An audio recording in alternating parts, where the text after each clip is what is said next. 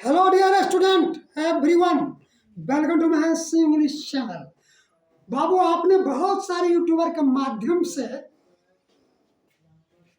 Assertive change into interrogative के बारे में पढ़ा होगा और interchange of affirmative and negative sentence के बारे में पढ़ा हुआ है, या अफर्मेटिव ट्रांसफॉर्मेशन निगेटिव सेंटेंस के बारे में पढ़ा होगा। लेकिन आज हम आपको उन तमाम यूट्यूबरों से एक अलग और बड़ा ही सरल और बड़ा ही आसान ट्रिक के आधार पर आपको हम बताने के लिए जा रहे हैं, जो कि जीवन उपरांत आप कभी नहीं भूलिएगा बाबू।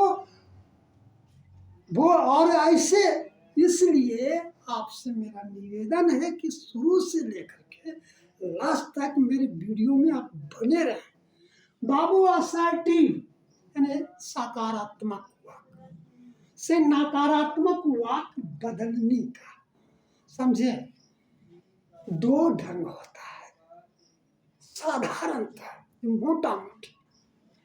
पहला है बाबू, असर्टिव से नेगेटिव सेंटेंस का परिवर्तन टेंस और मॉडल वर्ब के आधार पर होता है, समझ गए, जिसमें आपको विशेष परेशानी की जरूरत नहीं होती।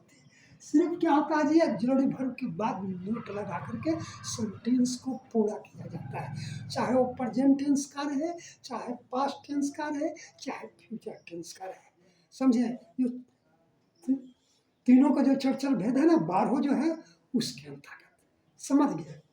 दूसरा मॉडल वर्ब में भी वही बात होती है, समझ गए। Assertive change into negative sentence में तब। अब इसमें एक प्रश्न होता है कि हैव और हैव हैज और हैड के साथ में नो का प्रयोग होता है, समझ गए। कब होता है बाबू? जब हैव और हैज का प्रयोग मेन वर्ब के रूप में होता है, समझ गए, ऑक्सिलरी वर्ब के रूप में नहीं होता है। यानी किसी वस्तु पर समित्व दर्शाने के लिए तब उसमें नो का प्रयोग होता है, समझ गए। और सिंगुलर वस्तु को दर्शाने के लिए प्लूरल में नॉट का प्रयोग होता है। क्लियर? अब आइए, अब आप ध्यान दीजिएगा। असर्टिव सेंटेंस के दो फॉर्म होते हैं। पहला फॉर्म होता है बाबू अफर्मेटिव, दूसरा फॉर्म होता है निगेटिव। अफर्मेटिव सेंटेंस में हाँ का, यानी प्रश्न जब कीजिएगा तो सेंटेंस से हाँ का शब्द का मतलब कि उत्तर मिलेगा, और निगेटिव सेंस में होता है नहीं या नो का बोध होता है, समझ गए। अब आइए, interchange of affirmative and negative sentence. कैसे अफर्मेटिव सेंटेंस को हम निगेटिव सेंटेंस में बदलेंगे, उसके बहुत सारे नियम हैं, समझ गए। पहला तो एकदम साधारण रूप से समझ जाइए कि अगर सेंटेंस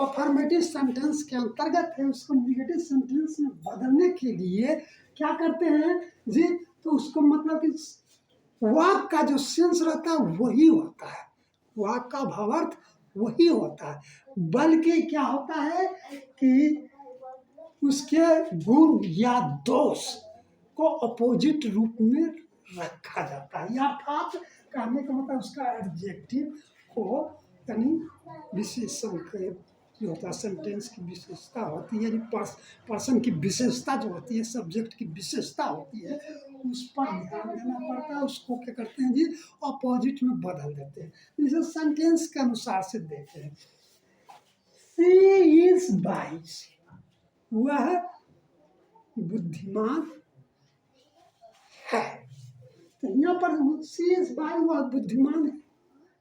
इसका नेगेटिव सेंस में, यानी कि इंटरचेंज ऑफ अफर्मेटिव को क्या करेंगे, नेगेटिव जब करेंगे तो क्या करेंगे, शी इज नॉट यहाँ पर नोट का प्रयोग होगा, सी इज नोट। और सिर्फ इसकी जो बाइज है उसका अपोजिट, उसका उल्टा शब्द को लिखेंगे। क्या लिखेंगे? फुलिश। तो सी इज नॉट फुलिश, वह मूर्ख नहीं है। अर्थात क्या है जी?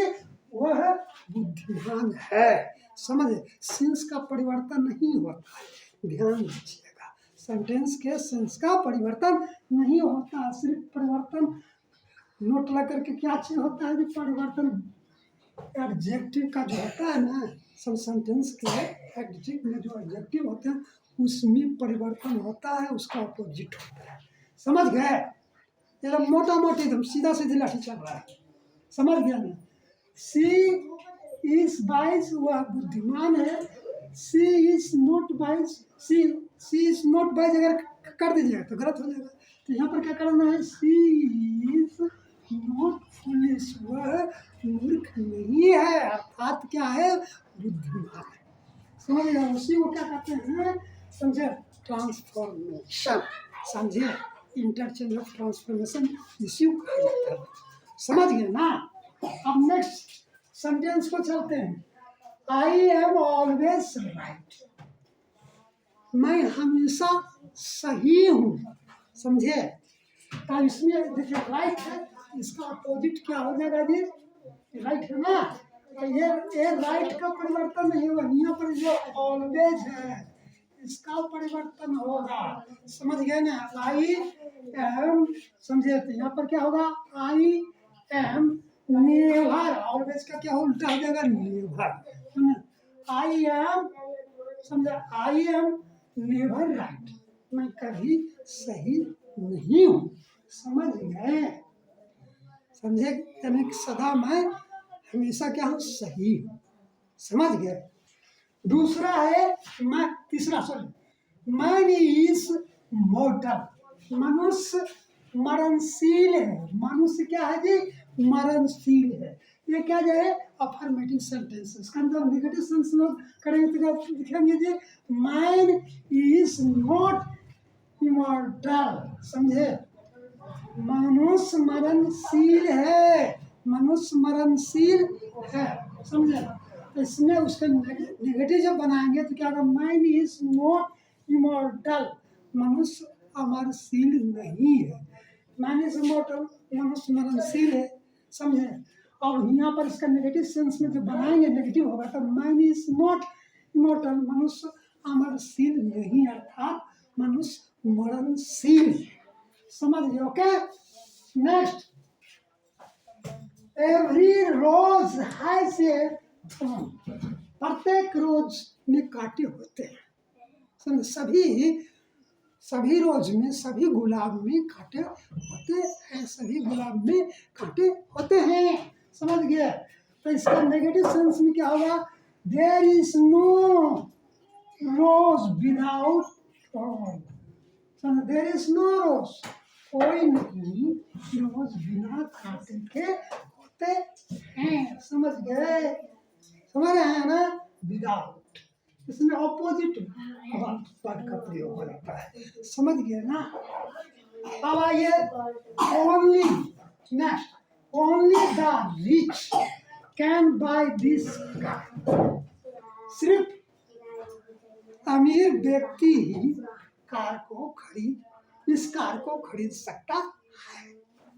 Only the rich man, only the rich man can buy this car, सिर्फ ओनली मैंने सिर्फ, एकमात्र। समझे? सिर्फ अमीर व्यक्ति या अमीर लोग इस कार को खरीद सकते हैं। समझ गया?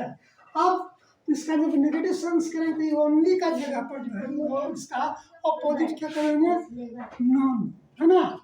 Non, anyone, none, none but the rich can buy this car, none कोई नहीं, बल्कि, बट मतलब बल्कि अमीर लोग इस कार को खरीद सकते हैं। हो गया ना? समझ रहे हैं ना? अब नेक्स्ट है एज सुनर as we reach the station, the train whistled off. समझे? ज्यों ही स्टेशन पहुंचा कि गाड़ी हॉर्न दी। समझे? अब ऐसे में इसका क्या हो जाएगा? No sooner did we reach the station than the train whistled off. अब ये जो as सुनर था उसके जगह पर सुनर का प्रयोग कर देंगे। समझ गए ना? समझ रहे ना मेरी बात को? अब है next, he is too weak to walk. वह इतना कमजोर है कि टहल नहीं सकता है। तो वही सेंसेस में रखा हुआ है। समझे? जब इसका हम निगेटिव सेंस में सेंटेंस रखेंगे तो क्या होगा? She is so weak that he can not walk. समझे? वह इतना कमजोर है कि टहल नहीं सकता है। इस तरह से क्या होता है? समझे? ट्रांसफॉर्मेशन होता है अफर्मेटिव टू नेगेटिव सेंटेंस का। समझ गए ना? अब आइए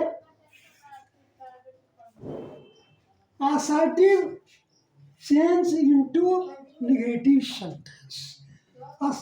तो ऐसे सेंटेंस का प्रयोग यानी प्रेजेंट टेंस के अंदर यानी subject plus am is are plus O W रहेंगे तो सिर्फ नोट ना करके वाक्य बन जाएगा। समझ गए ना?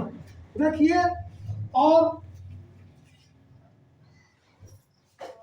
प्रेजेंट इंडिफरेंट टेंस के साथ प्रेजेंट ध्यान दीजिएगा।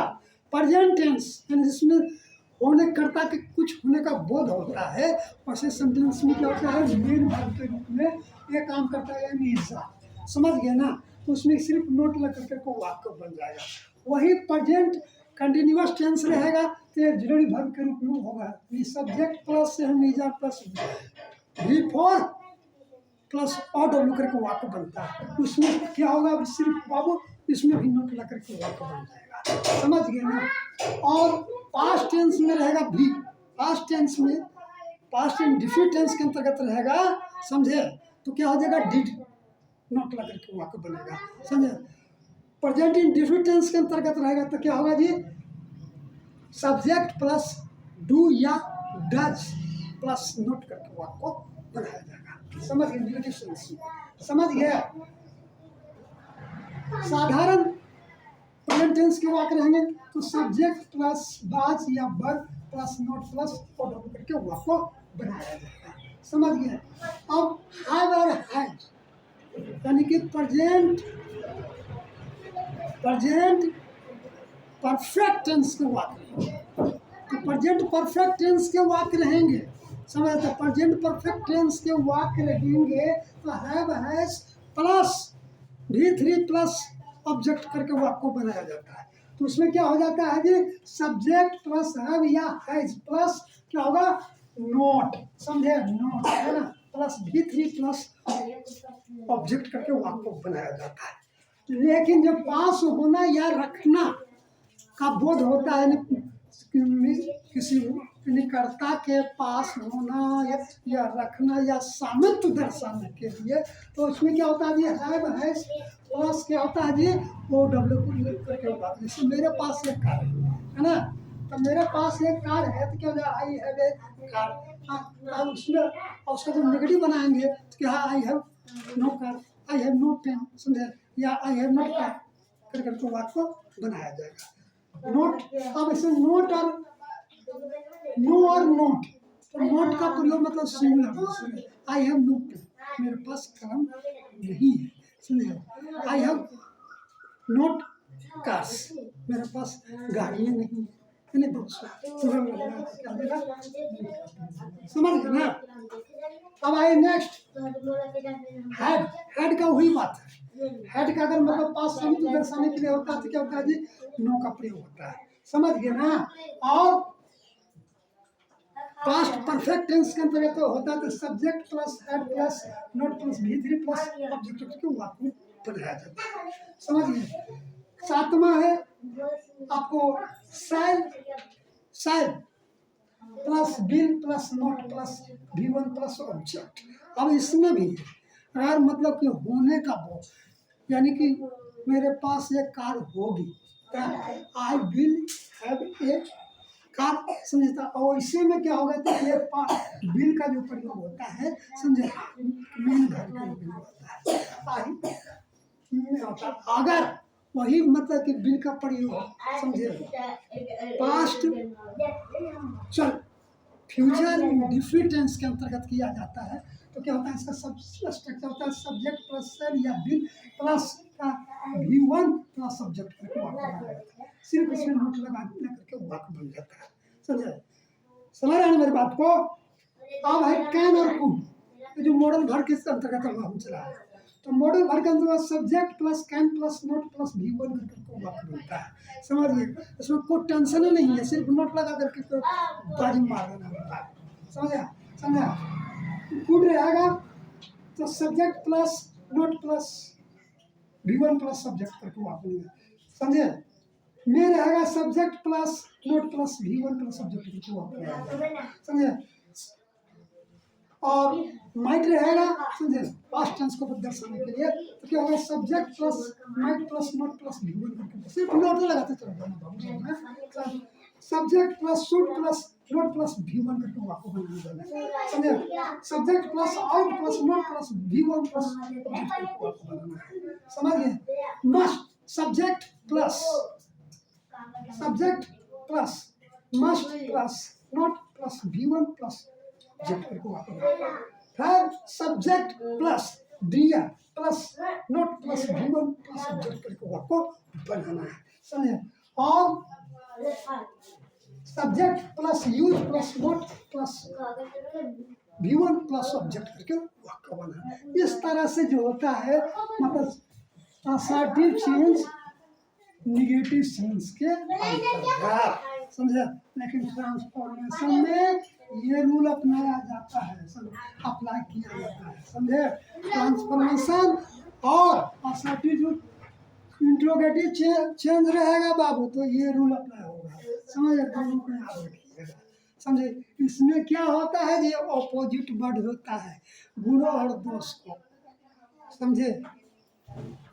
जो गुण दोष होता है सेंटेंस के अंतर्गत, समझे। सेंटेंस का जिस मतलब विशेषण पर ध्यान देना पड़ता है, विशेषण एडजेक्टिव पर ध्यान देना पड़ता है, समझ गया ना। तो आपको अगर मतलब वो असर्टिव का क्या करते हैं, निगेटिव सेंस में बदलते हैं, उसका ऑपोजिट कर करके बना देंगे।